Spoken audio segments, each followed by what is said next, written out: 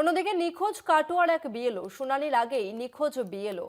নিখোঁজ কাটোয়ার এক বিএলও শুনানির আগেই নিখোঁজ বিএলও। পরিবারের থেকে অভিযোগ দায়ের কাটোয়ার 23 নম্বর বুথের বিএলও ছিলেন ওই ব্যক্তি। বিস্তারিত জানবো, আমাদের সঙ্গে ফোন লাইনে রয়েছে প্রতিনিধি চন্দন সেনগুপ্ত। চন্দন, ঠিক কি ঘটনা ঘটেছে? দেখো, যেটা জানা যাচ্ছে, দেখো রাত পেরোলেই কিন্তু শুনানি, আর সেই শুনানির আগেই কাটোয়ার 23 নম্বর বুথের বিএলও অমিত কুমার মণ্ডল তিনি নিখোঁজ হয়ে গেলেন মঙ্গলবার দিন। পরিবারের পক্ষ থেকে যেটা অভিযোগ করা হচ্ছে যে এই কাজের চাপেই তিনি নাকি নিখোঁজ হয়েছেন। এই বিষয়ে তারা কিন্তু মঙ্গলবার দিন যেটা বলছেন, মঙ্গলবার দিন বেলা 10টার সময় বিডিও অফিস যাবো বলে বাড়ি থেকে বের হন, তারপরে তার আর খোঁজ পায় না। সন্ধ্যেবেলায় কাটোয়া থানায় গিয়ে অভিযোগ দায়ের করতে যান, কিন্তু থানার অফিসাররা বলেন যেহেতু 24 ঘন্টা না হলে মিসিং ডায়েরি নেওয়া যাবে না, সেহেতু পরের দিন গিয়ে তারা মিসিং ডায়েরি করেন, অর্থাৎ বুধবার দিনকে সকালবেলায় মিসিং ডায়েরি করেন। এবার বুধ পেরিয়ে গিয়ে বৃহস্পতিবার হয়ে গেলেও এখনো পর্যন্ত তার কোনো খোঁজ পাওয়া যায়নি।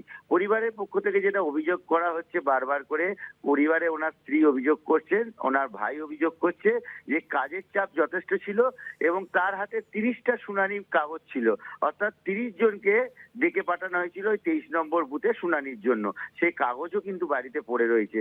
অর্থাৎ এই যে কাজের চাপ, সেই কাজের চাপেই কিন্তু তিনি নিখোঁজ হয়েছেন বলে এমনটাই দাবি করছে পরিবারের লোক। তবে পুলিশ প্রশাসন এখনো চেষ্টা চালাচ্ছে, এখনো কিন্তু তার কোনো খোঁজ পাওয়া যায়নি। যেহেতু কাটোয়া শহর সিসি ক্যামেরায় মোড়া রয়েছে এবং তার ফোন রয়েছে, সেখানেই প্রশ্ন উঠছে পুলিশের ভূমিকা নিয়ে। পুলিশ কেন তার খোঁজ পাচ্ছে না, সেটা নিয়ে কিন্তু একটা বড় প্রশ্ন চিহ্ন দেখা দিয়েছে। অপরদিকে যেটা বলা হচ্ছে, যেহেতু একজন বিএলও অর্থাৎ নির্বাচন কমিশনের একজন অফিসার বলা যেতে পারে, তিনি নিখোঁজ হয়ে গেছেন, তার যে খোঁজার চেষ্টা সেটা কেন করা হচ্ছে না, সেটাই কিন্তু প্রশ্ন চিহ্নের আঙুল তুলেছেন পরিবারের পক্ষ থেকে। এক কথা বলা যায় যে এই যে শুনানির আগে এই বিএলও নিখোঁজ হওয়াতে একটা চাঞ্চল্য তৈরি হয়েছে কাটোয়া মহকুমা জুড়ে। তসমিনা। ধন্যবাদ চন্দন।